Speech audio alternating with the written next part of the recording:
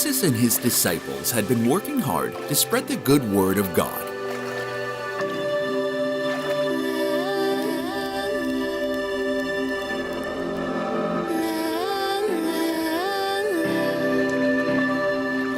They had traveled around the Sea of Galilee and beyond, telling special stories to crowds of people and teaching them all about God.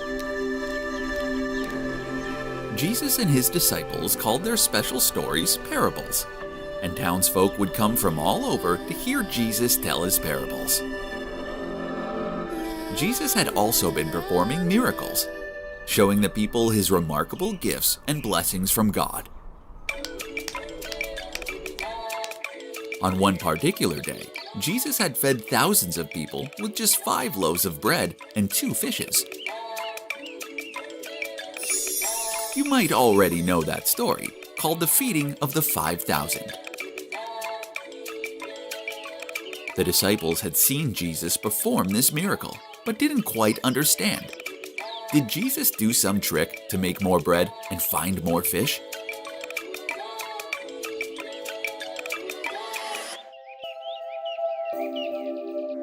On the evening of this day, Jesus and his disciples were feeling tired. It had been a long day. Jesus had fed the crowds, told them lots of parables, and even healed their sick people. His disciples wanted to start their journey to the next destination. It was getting late in the day, and they were in a remote part of the lake. The villages were quite far away, and they had planned to travel on to Capernaum and Gennesaret. These were small settlements across the Sea of Galilee that they needed to travel to by boat. But Jesus told his disciples to take the boats and go on ahead without him. He would dismiss the crowd and go up into the mountains to pray.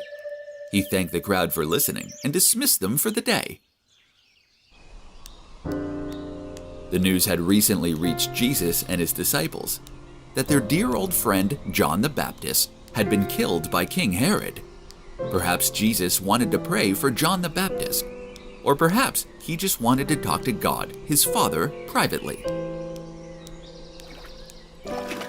And so the disciples got into boats and started their journey across the water to the towns of Capernaum and Gennesaret. Jesus traveled along to a nearby mountainside and stayed there to pray for some time.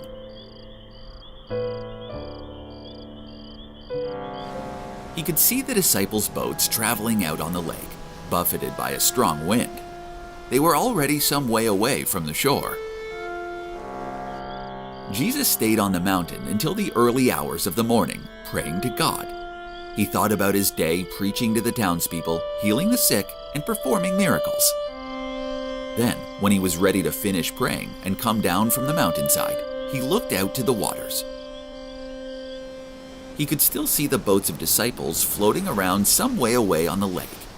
It was shortly before dawn.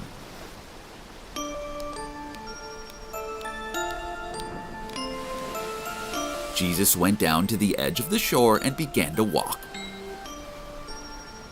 He stepped onto the water, which rippled and waved gently beneath his feet.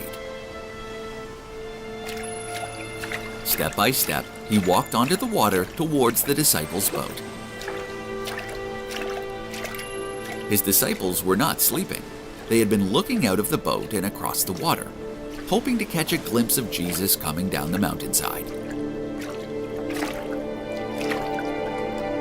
They had been looking out of the boat and across the water.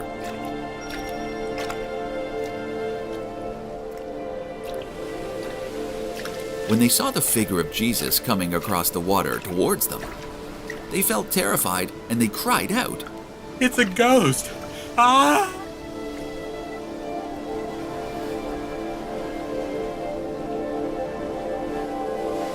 The disciples may have been so scared because of a superstition that was widespread in the age when Jesus walked the earth. They believed that seeing a spirit before dawn would bring bad things to their lives, and they were frightened that the figure walking on the water in front of them was a spirit. Surely a man couldn't carry out such a feat. But then Jesus called to them across the water and tried to calm them. "Take courage. It is I. Don't be afraid. The disciples heard the voice of their leader and teacher Jesus, and they felt bewildered. They looked across the cold blue ripples of the windy lake and squinted towards the figure. Then, with courage, Peter called out, Lord, if it's you, tell me to come to you on the water. Jesus heard Peter call to him, and he called back, Come.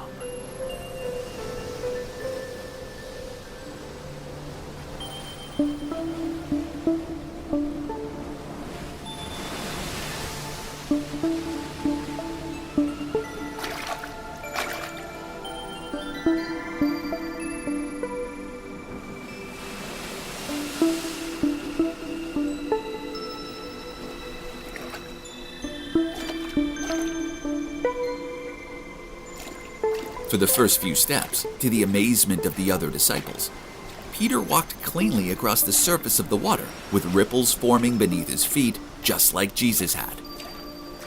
The disciples watched in wonder, their eyes wide. But after the first few steps, the wind blew harder, and the dark sea rumbled beneath Peter's feet. He looked down into the deep black water and began to feel frightened again. The wind puffed and wailed around him, and his feet sank into the water. Peter cried out, Lord, save me. Lord, save me, please. The disciples cried and shouted as Peter sank into the water. Surely he would drown in the windy sea. But Jesus heard Peter's cry. Jesus walked towards him. Jesus extended his hands, and he caught Peter, wailing and thrashing just as he was about to drown.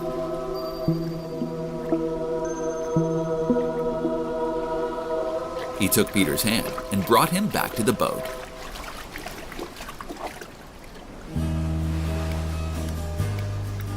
Peter and Jesus both stepped back into the boat.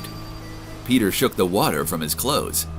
Jesus said to Peter, You of little faith, why did you doubt? The wind had dropped now, and the deep waters of the Sea of Galilee were cold and still again. Peter and the other disciples were amazed. Surely they had seen a miracle. Jesus had walked on water and rescued Peter from certainly drowning. And indeed, Peter had walked on water for just a few steps too, guided by Jesus. All the disciples dropped to their knees and worshipped Jesus. They reached out towards Jesus, saying, Truly, you are the Son of God.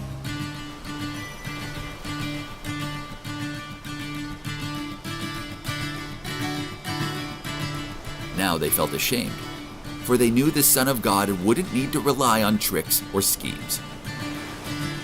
Jesus had faith in God, and God had provided for Jesus and his followers. The disciples had witnessed the miracles of the feeding of the 5,000, and the miracle of Jesus walking on water. How lucky they were! Now they understand that Jesus was truly the Son of God. Disciples took up the oars again and continued the journey onto the small towns of Gennesaret and Capernaum. When they reached these places, they told all the local people about the amazing things they had seen Jesus do and the wonderful parables he had told them. The townsfolk of these places recognized Jesus. They had already heard word of a wonderful preacher who had come from God to help the people of the world. They brought out their sick and wounded and took them to Jesus, begging him to let the sick touch the hem of his cloak. Jesus was kind, and he let all the sick people come to him. All those who truly believed in the word of God were healed when they touched his clothes, and they danced and celebrated in the streets of Gennesaret and Capernaum. And so, the good news about Jesus and his miracles continued to spread throughout the land.